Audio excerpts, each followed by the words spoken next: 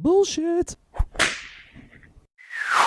Pretend for a moment we've entered a parallel universe, free of bullshit and full of bold solutions. That's what the No BS show's all about. I'm your host, Dave Mastovich, and our guest today is marketing visionary Scott Morgan of Brunner. But first, let's cut the bullshit. When screening candidates for a management position, experience plays a major role. Companies also consider years of service when deciding on promotions. And it's human nature to defer to more experienced coworkers when making major decisions. But are there instances when experience can work against us? It seems the answer would be yes if we became complacent in our approach. Professors Kishore Sengupta and Luc van Wassenhoff have spent years studying how experience impacts productivity in the workplace. Their research suggests seasoned managers in complex environments like Brunner and Mass Solutions often suffer breakdowns in the learning process, resulting in missed deadlines, budget overruns, and other problems. We don't have those deadlines and budget problems at our companies. I was just saying we're complex. Contrary to age-old beliefs, managers with significant experience don't necessarily produce higher caliber outcomes than relative newcomers. Sengupta and Wassenhoff believe managers can fall prey to what they call the experience trap by failing to revise goals and targets when circumstances change, allowing biases to color the chain of decisions that determine a project's outcome, and missing the connection between causes and effects that occur over time. Now, before our cagey veteran listeners start crying foul, this doesn't mean experience isn't valuable or that out with the old, in with the new will improve the situation. Instead, be wary of overestimating the importance of experience and use these strategies to stay clear of the experience trap. Number one, challenge assumptions and the standard old way of thinking about things. Don't do something just because we've always done it that way. I hate that phrase, and Scott and I will talk a little bit about that. Seek and listen to feedback from up, down, and even outside the organization, and be willing to act on what you hear and learn. Number three, include managers and professionals with new, fresh perspectives on teams and in decision-making.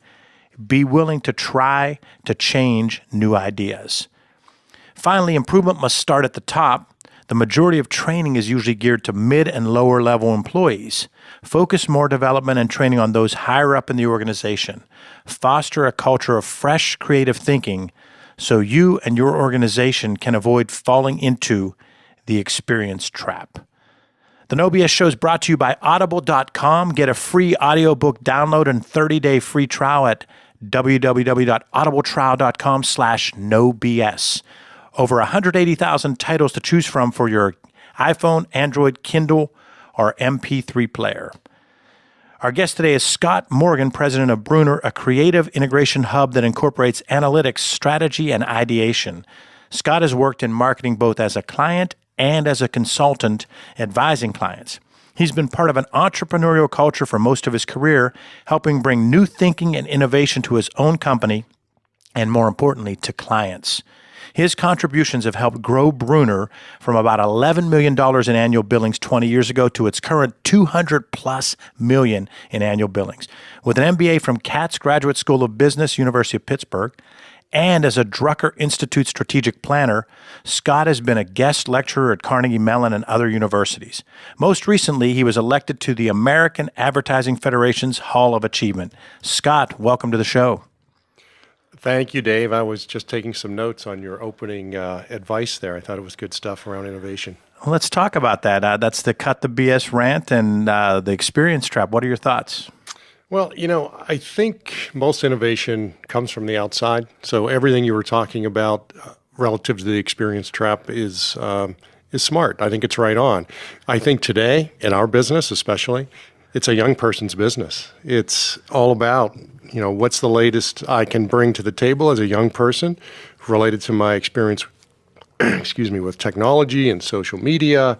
And when you talk about no BS, I think young people would embrace that statement. In fact, I think they do it all the time when they're expressing their opinions. So how do you do it being a person, and I'll get into your career path and everything, but I wanted to ask this since it ties to the rant. I look at Brunner and I can remember way back when I was on the client side and I was at UPMC, and even prior to that, I used to think, oh, wow, the Killer Bees, I just would love the stuff you guys did. So here you are doing this big creative firm, huge, compared to a Mass Solutions, huge.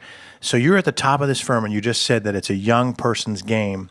How do you adapt to that, and how do you adjust, because there's so many different variables that are impacted with that? Yeah, I think it's a great question, and I think it goes back to your notion of innovation, that you must be a continuous learner. And so young doesn't have to be age-related. Young has to be an attitude and how you feel about life and how you embrace new things.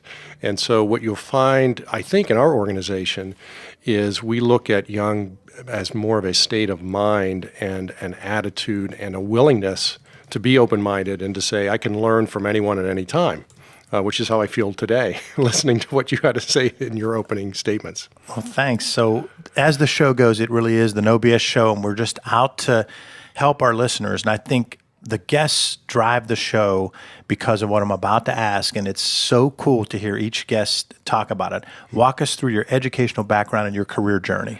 Sure. I'll try to do that rather quickly. I was asked in an earlier interview, this is some years ago, about, I think it was about my financial investing, which I kind of chuckled about. I don't know how I got involved in that. But I reminded the reporter that my father was not J.P. Morgan. He's J.F. Morgan. So I didn't necessarily grow up with a trust fund. I kind of am self-made, and I'm proud of that. But I did, I grew up mostly in Pittsburgh, lived in Washington, D.C. at various times in my life when I was a really young guy, and then high school and formative years were in Pittsburgh. So that's really, I credit Pittsburgh with my work ethic and, of course, my parents with instilling the values and all of that. I ended up playing some football in college, undergrad, learned a lot from that, which I know you want to talk about mentors, and I'll probably come back to the coaches in my life. And then, as you said, had gone to Cats later on. I did start my career in Washington, D.C., so I ping-ponged between that city and Pittsburgh a couple of different times. And what was that job? I was in financial services marketing, in banking, and worked, we were actually headquartered a couple of blocks from the White House, and that was a very exciting time to be in Washington. I think it's a great town for someone right out of school. It still is today, and I loved it. It was just a tremendous experience. Terrific. I spent an internship in D.C. Just loved the metro, if nothing else. The next cleanest public transportation I had ever been on to the metro was the monorail at Disney World. So I was always very impressed with the metro myself. Next stop, Foggy Bottom. Exactly. I did the Orange Line. I was on the Orange Line all the time. L'Enfant Plaza. That guy seemed like he ate the mic. I had many experiences on the metro, which we probably don't have time to tell those stories. But, getting stuck under the Potomac at Foggy Bottom with the train stopping was an interesting experience. Whoa. Yeah. So you you went to Clarion. No, I actually went to Indiana University of Pennsylvania. Okay, you went to IUP. Yeah. Clarion was your buddy he went to high school with. We're going to talk about John Calipari. Sure, yes. So we're eventually going to get them. So you're at IUP. Who was the football coach at that time? We had a couple of different coaches, but the guy that came in later on in my career there was George Chomp, and he was John McKay's assistant at Tampa Bay when John McKay left USC to go into the pros. I think he was Tampa Bay's first coach. He was. And so he had an assistant that came into IUP my junior year, who was a pretty no-nonsense kind of guy. My story there, my favorite story, was there was a guy named Jim Haslett who was a professional NFL coach and also an NFL linebacker. He had gone to IUP well before my time, but he came back to coach the alumni. So the alumni game. And so I was in that game as an undergrad, and I'm playing, and I got to tell you, the experience was like living the movie The Longest Yard. And we were the prisoners, and they were the guards. And they beat up on us, and Haslett had he had some water on the sideline, but I recall 2 half kegs of beer. And this is full contact football. So I actually got my career-ending injury in that game, and didn't go back after that. Really? So there were a lot of former some former NFL players then. There were some NFL guys that were playing. Hazlitt was coaching them. But, a lot of big, strong, physical people. And it was in the midst of some rules changes where you could use your hands to block for the first time and some other things. So it made for a much more physical and engaging game. And I think the alcohol probably added to that on the other sideline. Yes. What position did you play, Scott? I was actually a tailback and an offensive end. I think I was too tall. The tallest tailback ever, 6'4". So, it was a lot of fun. It was a great experience. It really was. So we're fellow IUP grads, and I end up having all these IUP grads on the show. But the interesting thing is IUP, I've said this to them a couple times. I think they need to promote their alumni more. There's so many. John Paul, who was number 2 at UPMC and was the number 1 at Allegheny Health Network, IUP grad yourself. And I'll have a guest on, and they'll say they're from IUP, and I'll go like, I didn't even realize that. Yeah, there are a lot. It amazes me in the C-suite, even in Silicon Valley. There are a lot of folks that are running companies now that had graduated from IUP. I agree with you, and it's quite a university now. I haven't been there in the last few years, but I know it's really grown. Yeah, I teach, and there's the one guy that from IUP was involved in this little project called YouTube. Correct. It's an IUP guy. That's one of them. That's right. Scott, as you go through and you end up at Brunner 20 years ago, talk about the value those first jobs had of you being the client and understanding that, and you being a leader of a company coming over to lead a marketing advertising firm, how that brought value to you. Yeah, that's a great question. I think when you are on the agency side or the marketing services side as a consultant, you sometimes don't realize that the client is thinking about a lot of things beyond just marketing, right? They've got some operational responsibilities perhaps, or they're dealing with other business leaders who are worried about ROI and other things, and not to mention human resources and all of those wonderful things, right? So many times I think you can make the mistake as a consultant thinking that the singular focus of that client is just about marketing. And really, it's not. It's much more holistic than that. So I think you need to have a broader understanding of the business as a consultant, whether you're in an ad agency or a marketing consultancy or a business consultancy, whatever it might be. I think you really need to have a broad view of the business, of the client's business, and of the client themselves. What are they all about? What makes them tick? The No BS Marketing Podcast with Dave Mastovich is brought to you by Mass Solutions.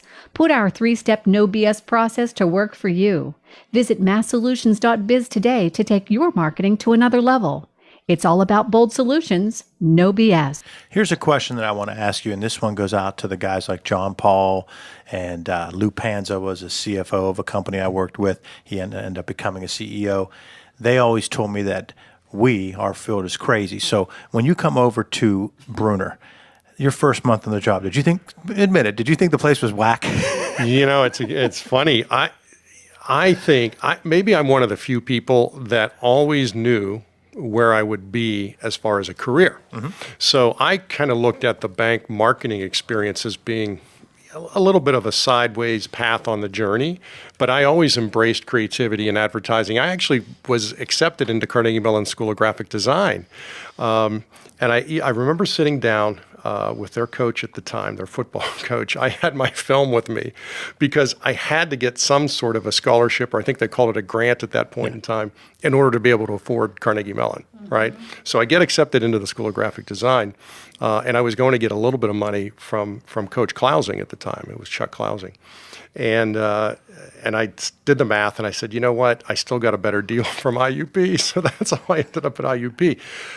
That's a long way of going about answering your question, which is I always enjoyed creativity. So I didn't see it being a crazy place. I saw it being a very inspiring place, and I felt very much at home. And I was probably a bit naive, too. It was only my second job. I had only been in D.C. working for about 4.5 years. Yeah. So I actually embraced it. I loved it. And I'm sure it was a bit crazy.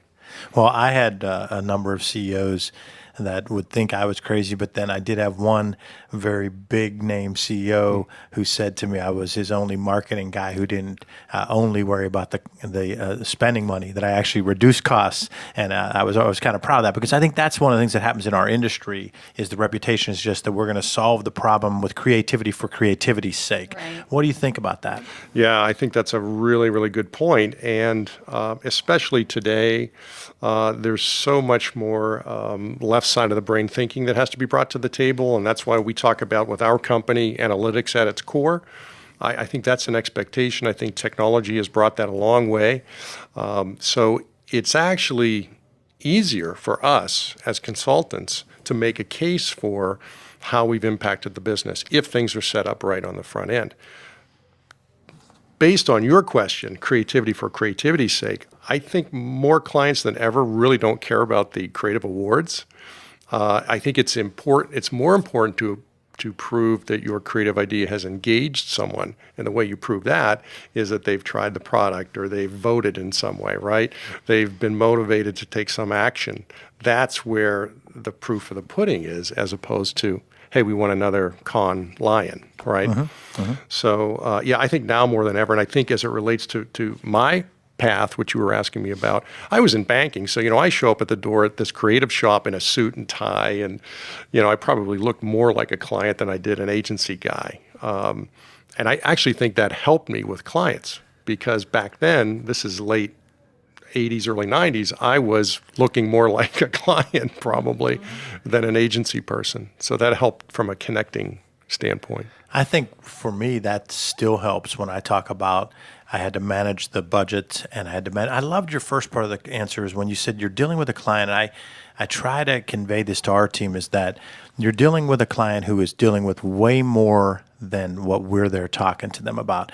And when Suzanne used to work with me when I was in a chief marketing officer role, that's what I liked about her was she would kind of get that, okay, Dave's a little frazzled right now. He came from a meeting that was total chaos, and we're going to show him a new design of something. It's the least of his worries. Let's figure this out and relax first. And you got to really manage the client because they're doing so much more than just the creative and just the marketing. Yeah, and I think at the end of the day, we're all human beings, so we have all these other thoughts and concerns running through our heads, whether it be about family or other personal issues, and you really have to acknowledge that, and you can't be too kind of vertical and narrow-minded. Some of our best people are very proactive about what they need to get out of the meeting, and they'll state that as a goal before the meeting with the client. Yes. This is what we're here to do today. Great. Okay, but you can't, as you just said, you can't just jump into that. Yes. You kind of have to wade in sometimes. Yep. And that may take a little bit of time and finesse. Exactly. Well, talk about, other than your parents, who are those mentors? You mentioned probably a football coach, but just go through as many as you'd like. Yeah, I have a lot of people that I learn from, and I'm not sure that they all would carry the mantle of mentor, but when I look at early in my career, my first boss was Caroline Wells. Caroline was a former nun. So when you talk about learning the fundamentals, work ethic, discipline, respect, teamwork and those sorts of things, she was unbelievable at it. And when you talk about no BS, she would say anything to anyone in a respectful way, but whatever was on her mind, it didn't matter if that was the CEO of the company coming into her office. She would state her opinion, and she would correct people too. I remember one guy was an EVP, and he would just come breezing into her office. Now, she headed up marketing, okay, so I reported to her. He would just come cruising right in, no matter what it was that she was doing. And I heard her say to him one time, "Must you be such a barbarian?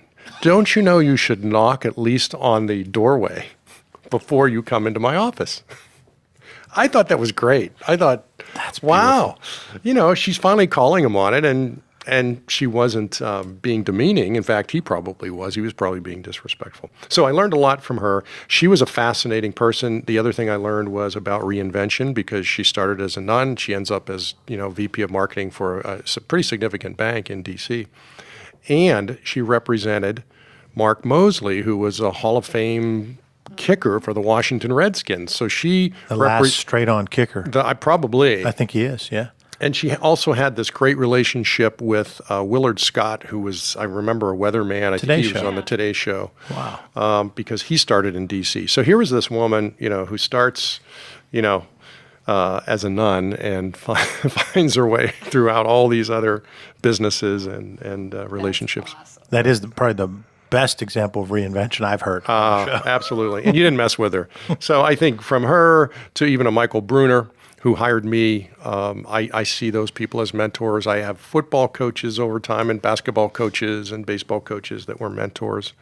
You learn a lot of the fundamentals from those folks. Mm-hmm. And then I have some teachers that I still stay in touch with, some professors from CATS and other places. It makes me take leadership and coaching in my personal life, but also with clients and here at Mass Solutions. It really leads me to take it very serious because I realize the impact those people made on me. And we had Dr. Lisa Walters, who happened to go to high school with me. She was a guest on the show talking about big data and her whole background. And we were talking about the people that influence you, and 20 years later, 30 years later, they're still influencing you. So we have the three of us, Suzanne, we have an obligation when we're out leading and managing and coaching. Yeah, it's pay it forward, right? And I think you do get a little more serious about that once you develop a broader perspective. Once you have a little bit of experience, you start to recognize your impact on people. And I think the beauty of how we operate today with technology is you get instant feedback, right? Yes. So if I do something wrong or affect someone in some way that's not a good way, I probably hear about it right away. Yes. If not in person, then via social media, right? Glassdoor or one of those places. So I really enjoy having that instant kind of feedback because I think it helps you course correct too. And I think from a no BS standpoint, you get called on it right away. Mm-hmm. And that's the best way to stop BS is to correct it almost immediately. I often say I sleep better doing marketing and advertising today than I did back then because there's metrics behind what I'm doing now, and it can, to some extent, it can be organic, and you can tweak and change things midstream to correct. So yeah, more instantaneous. I agree with that. I'm not sure about the sleeping better, but the course corrections more quickly. Absolutely. That's Scott Morgan of Bruner. It's the No BS Marketing Show. I'm your host, Dave Mastovich, along with our producer, Suzanne Mayer. Scott, we're now going to go through the BS segment. Give me an example from the past, maybe a company culture, questionable leadership, or poor work ethic, a time when you just had to say, that's BS. Yeah, I think that there are times as I reflect that I probably was saying that's BS, but without putting it in that kind of perspective. I happen to think over time that when I've walked around our organization, even from an earlier time, if I saw 12 or 14 people in a room, in a meeting, I always felt that was too many. I always felt it wasn't productive. And what I would say to people is, look, if you're not confident enough in your own skill set that you can't handle the strategic discussion, then get out of the room.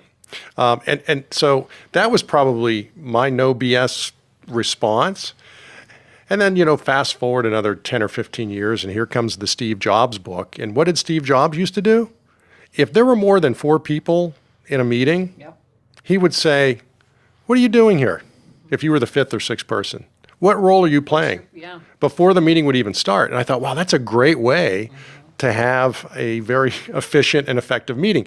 And what I had started doing eventually, and this probably goes back 10 years ago, I started saying to folks, think in terms of a basketball team. Not a football team, if we're telling our clients we can be nimble, then let's be nimble. Let's be smarter. And let's be respectful of the folks in the room that we don't need 11 people to back us up. We could go with a basketball team and we could call the 6th man or woman if we need that. Great analogy. I like it. So now let's flip that to talk about a learning experience when maybe you were the BS employee, a tough boss, or your communication could have been better. Looking back, when do you think you might have been guilty of some BS? I think if you look at our business and kind of how I grew up in it, I started in account management and strategy. And so I was the conduit to the client. So many times I was the voice of the client in the room, right? And so when we had an initiative, a project that was due, there would be times where I would say to our creative team, hey, we need that by Wednesday. Well, really, we didn't need it until Friday or maybe even Monday. But just thinking about, that difference between how maybe a creative mind thinks about a project and getting it done, and maybe there's a bit of procrastination involved, I'm just saying, I would tell them it was due probably 2 or 3 days before it was actually due. This goes way, way back. And finally, literally got into an argument with this one copywriter, and she called me on it. She said, you know darn well that that's not due for another 2 days. It's not due tomorrow. It's not, and I mean, literally it was, you could hear it all over the organization. And so 2 things happened. One is I gained a new respect for her. And secondly, I stepped back and I said, okay, if I can't be transparent and candid and honest with these folks, I'm never going to form a tight team here. And so I learned from that, and I stepped back and I said, okay, I'm going to give them a chance. I'm going to tell them this is the real deadline, folks, but we have to meet that deadline or there's going to be hell to pay because the client isn't going to like it. It's not just me. It'll be the client who is voting. And it worked. And it worked. Absolutely. Yeah, it absolutely worked. And it worked not just from the standpoint of me being able to have more honest conversations, but from the standpoint of tighter teamwork and collaboration and trust and all the things that come with that. Hear more of my interview with Scott Morgan on part 2 of the